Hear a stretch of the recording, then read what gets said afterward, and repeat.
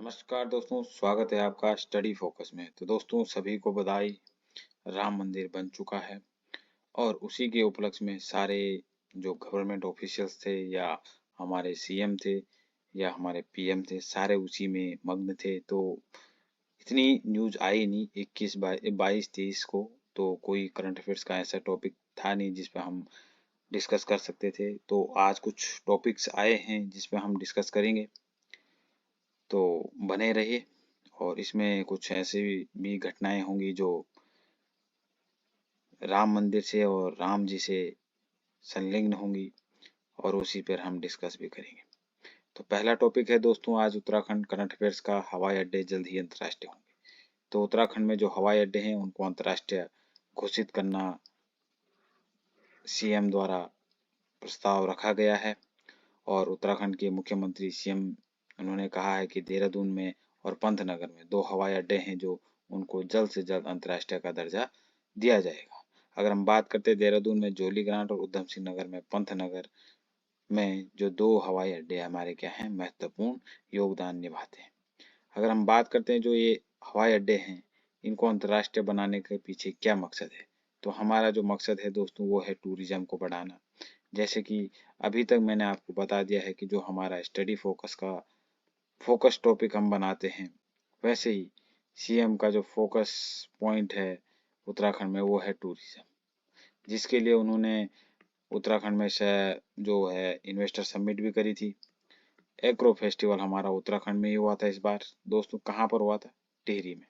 तो ये सारी चीजें याद रखनी है दोस्तों। आपने घुमा फिरा के कहीं ना कहीं आपका करंट अफेयर्स दोबारा या 3 बार कभी भी आ सकता है। तो इसी चीज से क्या होता है, हमारा रिवीजन पक्का हो जाता है। तो हमने ये चीजें, अगर एक टॉपिक भी आता है कि भाई टूरिज्म आ गया, तो टूरिज्म के लिए उत्तराखंड के सीएम ने इस बार क्या क्या किया है, तो ये सारी चीजें हमें पता होनी चाहिए।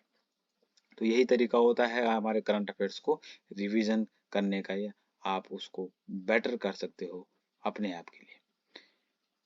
एक टाउनशिप भी बनाने की घोषणा करी उन्होंने कि एक टाउनशिप बनाया जाएगा। और कहाँ पर बनाया जाएगा? कालसी के पास हरिपुर में एक टाउनशिप बनाया जाएगा, जिसमें जिसको क्या करेंगे, वो आधुनिक सुविधाओं से सुसज्जित रखेंगे।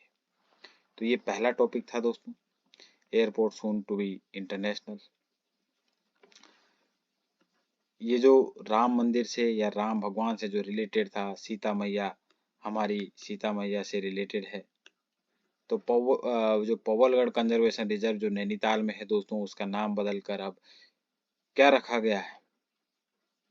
सीताबनी संरक्षण रिजर्व या सीताबनी कंजर्वेशन रिजर्व नाम रख दिया गया है, पवलगढ़ का नाम बदलकर। अगर हम बात करते हैं दोस्तों, तो ये किस लिए रखा गया है कि कहा जाता है दोस्तों कि अयोध्या छोड़ते वक्त जब लव कुश के साथ सीता मैया जहाँ रुकी थी, तो वो एक जगह थी जिसका नाम क्या था? पवलगढ़ था, या सीता बनी। वहां पर एक मंदिर भी बनाया गया है जो महर्षि वाल्मीकि के आश्रम के पास में था, प्राचीन मंदिर है वहां पर। तो इस वजह से उसका नाम क्या रख दिया गया? सीता बनी कंजर्वेशन रिजर्व रख दिया गया है। नैनीताल डिस्ट्रिक्ट में है। दिसंबर 2012 में इसको कंजर्वेशन रिजर्व का दर्जा दिया गया था। अगर हम देखते हैं यहाँ पर कितनी जनजाति प्रजातियां पाई जाती हैं, तो 33 प्रजातियां पाई जाती हैं स्तनधारियों की, 365 प्रजाति पक्षियों की पाई जाती है, और 400 वनस्पतियों की प्रजाति इस पर यहाँ पर पाई जाती है। तो ये था हमारा किससे? राम मंदिर से रिलेटेड टॉपिक। क्योंकि राम मंदिर से रिलेटेड टॉपिक था, तो उसी दिन, उससे एक दिन पहले जो हमारे सीएम पुष्कर सिंह धामी जी हैं, उन्होंने पवलगढ़ कंजर्वेशन रिजर्व का नाम बदलकर क्या रख दिया था? सीताबनी संरक्षण रिजर्व रख दिया गया। तो ये एक मेन टॉपिक है दोस्तों। इस पर भी क्वेश्चन मतलब 100% है कि बन सकता है।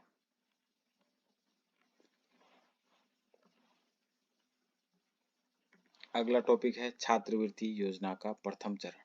तो जो छात्रवृत्ति योजना का जो शुभारंभ किया गया था हमारे सीएम पुष्कर सिंह धामी जी द्वारा 241 छात्रों के लिए, जो कि अमाउंट कितनी थी? 33,52,000 रुपए की धनराशि है, जो डीबीटी के माध्यम से दिया जाएगा, यानी कि डायरेक्ट बेनिफिट ट्रांसफर के माध्यम से दिया जाएगा। जो ये स्कीम है वो किसके लिए है? विश्वविद्यालय परिसरों के लिए है, सरकारी कॉलेजों या स्नातक के प्रथम वर्ष में प्रवेश करने वाले छात्रों के लिए ये राशि क्या की जाएगी, प्रदान की जाएगी। यहाँ पर देख सकते हो आप दोस्तों कि स्नातक और स्नातकोत्तर छात्रों को ही छात्रवृत्ति मिल पाएगी इस घोषणा में। अगर हम बात करते हैं जब ये मुख्यमंत्री जी द्वारा 31 मई 2023 को ही ये घोषणा क्या कर दी गई, स्थापित कर दी गई थी। जो अमाउंट दिया जाएगा इसमें 3000, 2000, 1500 के रूप में दिया जाएगा और 80% अंक क्या होने चाहिए उस बच्चे के कम से कम होने चाहिए। अगर प्रथम, द्वितीय और तृतीय स्थान पर अगर वो आते हैं तो 3000, 2000 और 1500 रुपये क्या दिया जाएगा, मासिक छात्रवृत्ति दी जाएगी। इसका उद्देश्य क्या रहेगा दोस्तों कि सामान्य परिवार के छात्रों को भी क्या है इसमें प्रतिभा को आगे बढ़ाने का प्रावधान रहेगा। डीबीटी के बारे में जानते हैं। डीबीटी जो स्कीम थी वो 1 जनवरी 2013 को लॉन्च कर दी गई थी।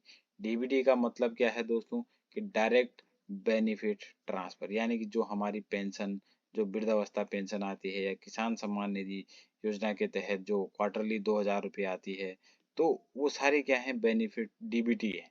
यानी कि डायरेक्ट बेनिफिट ट्रांसफर, यानी कि जो लाभार्थी है उसके अकाउंट में डायरेक्ट क्या होगा, ट्रांसफर होगा। तो ये है डीबीटी। तो ये छात्रवृत्ति योजना का प्रारंभ पुष्कर सिंह धामी जी द्वारा किया गया है। ठीक है दोस्तों, ये बात आप ध्यान रखना है। कब? 31 मई 2023 को। तो ये क्वेश्चन की संभावना बन सकती है इस तरीके से। एक और टॉपिक है दोस्तों, छोटा सा है कि सीएम जो हमारे मुख्यमंत्री पुष्कर सिंह धामी जी हैं, उनके द्वारा एक कैलेंडर का क्या किया गया है, लॉन्च किया गया उत्तराखंड में, कि जल्द से जल्द हम क्या करेंगे, एनुअल कैलेंडर रिलीज करेंगे, जो क्या करेगा उत्तराखंड के वार्षिक सशक्त नेतृत्व समृद्ध उत्तराखंड का क्या करेगा, विमोचन किया जाएगा। जिसके तहत यही बात है दोस्तों कि इस कैलेंडर के तहत जो कैलेंडर हमारा बनाया जाएगा उसमें 13 डिस्ट्रिक्ट को हम उनके पिक्चर के हिसाब से क्या करेंगे, डिनोट करेंगे। यानी अगर हम बात करते हैं रुद्रप्रयाग की, तो रुद्रप्रयाग में एक जो हम देख सकते हैं वहां पर कि हमारा जो प्लेस है, अगर हम टूरिस्ट प्लेस देखते हैं या हमारा जो रिलीजियस प्लेस देखते हैं, तो वो क्या है, केदारनाथ है, जो सभी लोग जानते हैं पूरे ऑल ओवर वर्ल्ड में। तो हम वहां पर केदारनाथ की फोटो लगाकर उसको डिनोट कर सकते हैं कि रुद्रप्रयाग इस नाम से। अगर हम चमोली की बात करते हैं तो वहां पर वैली ऑफ फ्लावर हो सकता है, नंदा देवी पीक हो सकती है। तो ये चीजें वहां पर दर्शाई जा सकती हैं। तो इसी प्रकार भिन्न भिन्न डिस्ट्रिक्ट के भिन्न भिन्न क्षेत्र होंगे। वो आइदर रिलीजियस हो सकते हैं, उसके लोकल प्रोडक्ट्स हो सकते हैं, वहाँ की नेचुरल ब्यूटी हो सकती है और माइथोलॉजिकल प्लेसेस हो सकते हैं। तो इस तरीके से एक कैलेंडर बनाया जाएगा, जिससे क्या होगा दोस्तों, टूरिज्म बढ़ाए। टूरिज्म पर मेन फोकस, जैसे कि हमने बता दिया है कि सीएम पुष्कर सिंह धामी जी का मेन फोकस किस पर है, टूरिज्म पर है। तो टूरिज्म को बढ़ावा देने के लिए ये चीजें करी जाएंगी।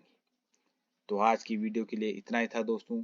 वीडियो अच्छी लगती है तो लाइक कीजिए वीडियो को, चैनल को सब्सक्राइब कीजिए, जितना हो सके शेयर कीजिए और इसी रूप में अपना प्यार बढ़ाते रहिए दोस्तों। तो थैंक यू सो मच। जय हिंद, जय भारत।